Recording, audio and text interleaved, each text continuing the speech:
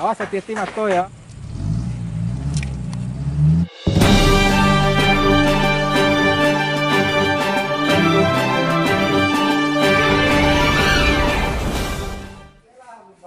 Memanah adalah salah satu olahraga yang dianjurkan oleh Rasulullah Shallallahu Alaihi Wasallam yang melekat erat dengan peradaban Islam.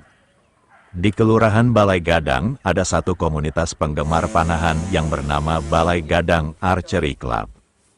Biasanya anggota panahan ini melakukan latihan rutin di setiap sore hari. Latihannya bertempat di lapangan Dispora Pemko Padang di kawasan Air Dingin, Kelurahan Balai Gadang. Untuk di bulan Ramadan ini, anggota panahan Balai Gadang Archery Club lebih giat melakukan latihan sambil menunggu waktu beduk berbuka puasa. Anggota panahan ini terdiri dari usia anak-anak, remaja hingga dewasa.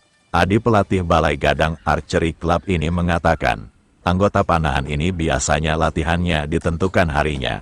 Tapi karena bulan puasa ini, kami latihan setiap sore sambil menunggu waktu berbuka puasa tiba, katanya. Tim Kaba Balai Gadang melaporkan.